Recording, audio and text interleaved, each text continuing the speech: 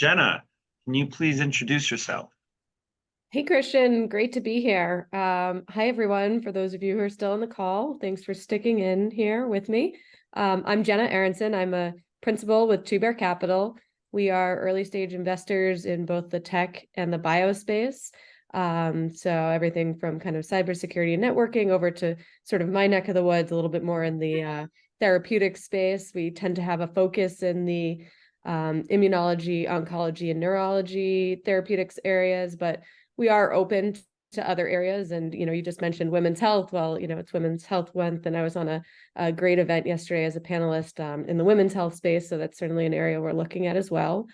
So typically we're seed and Series A investors, very active and involved, like to lead or co-lead and take board seats. And we're partners who like to get involved when we feel like we can be additive and helpful beyond just the financial support of investment dollars. And so, we look for founders who are interested in kind of working together with us and to, have frequent interaction. And we offer, all sorts of support, whether it's your hiring needs. We've got, great folks on our team. We've got operating partners and venture partners who can really be, additive to, everything you're working on. So I personally am based in the Boston, Cambridge office, but we also have offices in New York, San Diego, Bay Area, and up in Montana.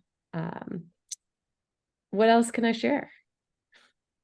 I think that's a great intro. I have a specific question for you. I reposted a Koslov interview about board members and putting the right board members on when you take money from a VC.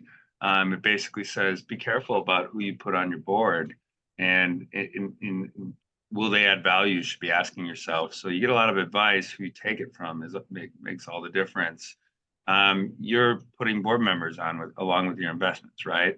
So, Talk to me about the types of folks you put on these, emerging technologies, these companies on their boards, and how you contribute to their, I guess, acceleration.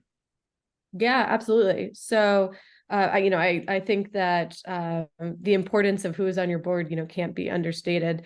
Really, the perspective, just as an aside, the perspective we take is we really like to come in with the equity position that we're hoping to have, and then we maintain that. And the reason for that is that we really want to make the founders recognize that we are fully aligned from that first investment on through your future raises. Really, we're working together and we're on the same side of the table. And in terms of, participating on boards, I mean, I can say as an observer on a couple of our boards at this point that, we're helping with evaluating the merits of working with various, chemistry outsourcing options, or where to run clinical trials, in light of various credits and opportunities and rebates that exist out there. Thinking about, who a good independent board member might be, or filling out a chemistry advisory scientific board. Looking at new lab space, negotiating contracts with, with licensing contracts for IP with academic institutes. Thinking about kind of the back and forth and, whether to offer up a little bit more ahead of time or allow future participation in follow-on rounds. I mean, there's just a lot of nuance in kind of every step of the way, and our shared experience, the literally over 100 boards between experience between the partners at our firm. So we really kind of have shared a great training set of data in order to help founders navigate the constant onslaught of challenges that you face in building a company. Thanks for fielding that. I guess line drive. I hit at you there using baseball terminology, but you did a good job. The second question I would just have would be, if you're investing as a VC into a seed round, do you expect that company has a board that you can even sit on? I mean, this is debatable, and I would put it out there for our breakout sessions that this is a thing we should be talking about. What should boards look like in the seed round, and it's going to change in Series A, but what are your expectations as a VC investing in a seed round? And are you okay with an advisory board position and not a board of directors position? Yeah, it's a great question. And first off, I guess just, a bigger philosophical question is, what's the definition of any name? You could call it your green round or your red round. What's a seed round versus a pre-seed versus an A? As you move around between different industries and verticals, the dollars really change a lot, and also the sophistication of the board and the company can be quite different. So I think that there can be a lot of variability there. I will say that our thesis is to invest in priced rounds and to take board of director seats and to help kind of formalize some of these processes at the right speed. We don't ever want board meetings to feel like, a dog and pony show, or to feel like, we want them to be a good use of time. And actually, we really, really work with our founders and help them kind of to craft effective board packages so that we can, we do our reading ahead of time. And the point of it isn't to let us know what's been happening, but to actually have a really productive conversation and address the challenges that are being faced. Because again, we're aligned, we're in this together with you. We want to succeed together.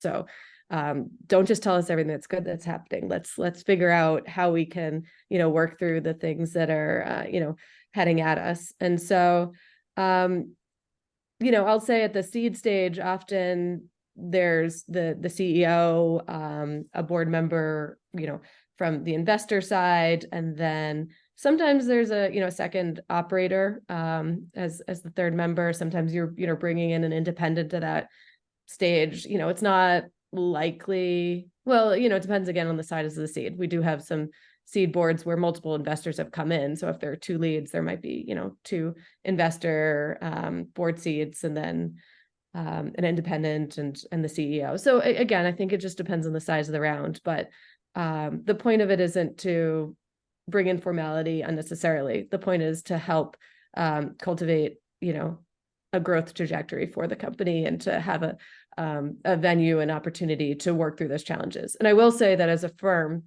that we don't ever want to be surprised by information at a board meeting. We speak frequently. The companies that I'm on the board of or support, we have weekly syncs, and they've got my phone number. We've got an active Slack, and we're always checking in and catching up. And so we don't wait for a month to catch up on those challenges, because every moment is precious, and time is a really limited resource. So we like to address things on the fly as well.